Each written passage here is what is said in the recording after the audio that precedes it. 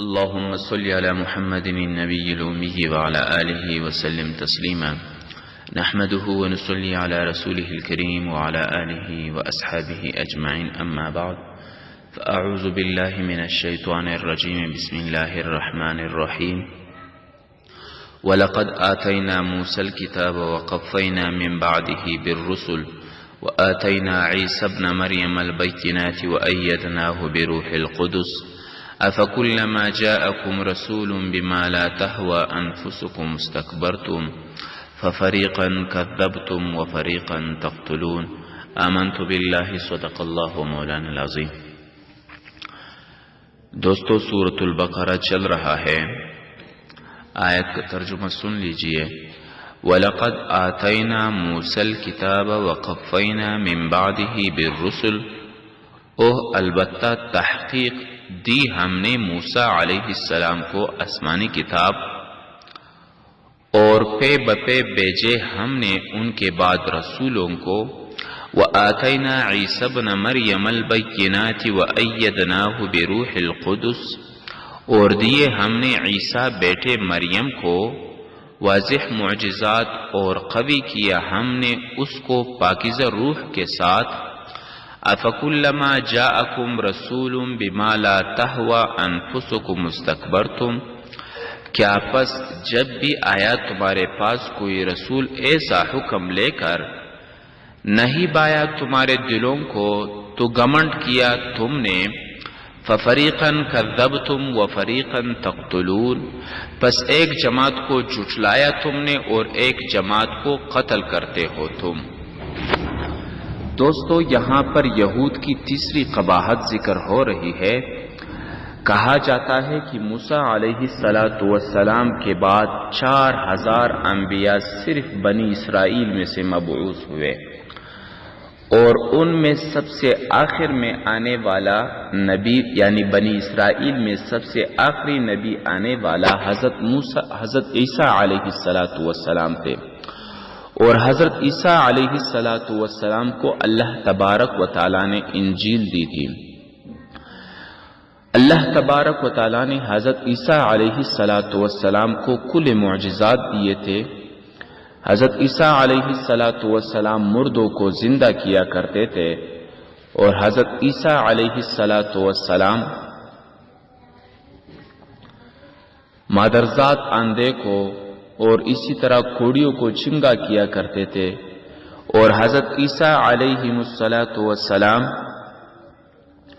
غیب کے باتیں بتایا کرتے تھے. اس کے علاوہ اور بھی کھلے معجزات تھے جو اللہ تبارک و تعالیٰ نے حضرت عیسیٰ علیہ السلام کو دیے تھے.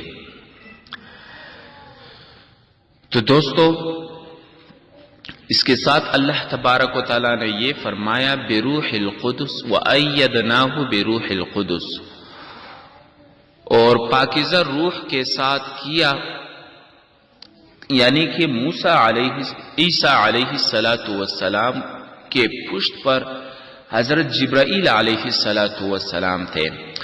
یہ یہود یہ کوشش کیا کرتے تھے کہ ہم عیسیٰ علیہ السلام کو تکلیف پہنچائے اور ان کو قتل کر دے، نعوذ باللہ. تو ان کی پشت پناہی حضرت جبرائیل علیہ السلام کیا کرتے تھے، اور وہ ان کے قوی پشت پناہی تھے. تو اللہ تبارک و تعالیٰ نے یہود کی کوششوں کے باوجود عیسیٰ علیہ السلام کو ان سے بچا لیا.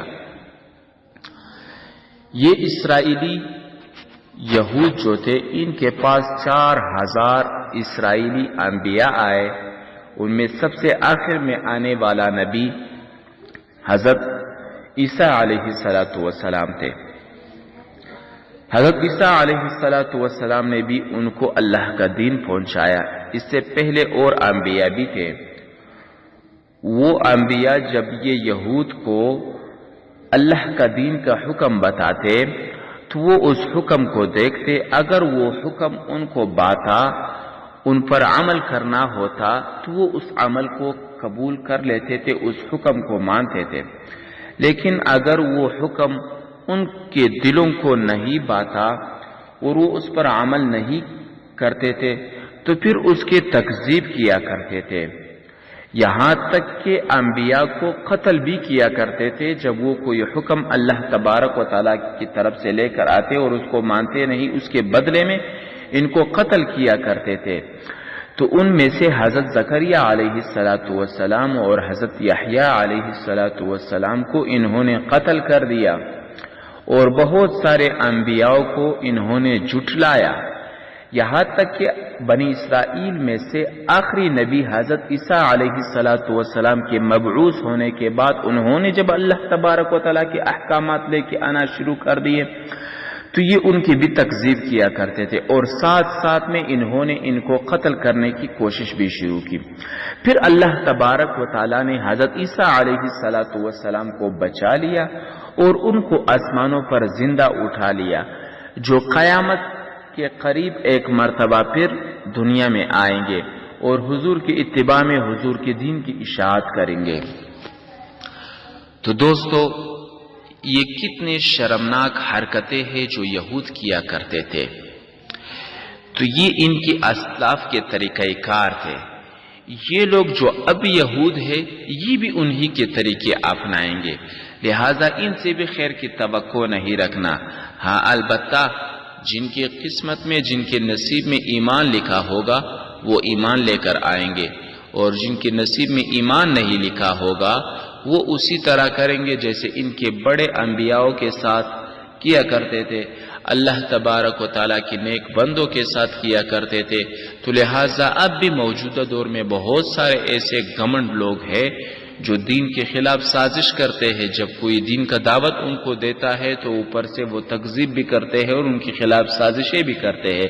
تو یہ ان کے اسلاف کے طریقے ہیں، لہٰذا ان سے گھبرانا نہیں ہے۔ ہم نے حضور کے دین کی اشاعت کرنا ہے اور حضور کے دین کی دفاع کرنا ہے۔ اللہ تبارک و تعالی ہمیں حضور علیہ السلام کے حکم پر چلنے کی توفیق دے اور حضور کے طریقے پر چلنے کی توفیق دے۔ وآخر دعوانا ان الحمد للہ رب العالمین۔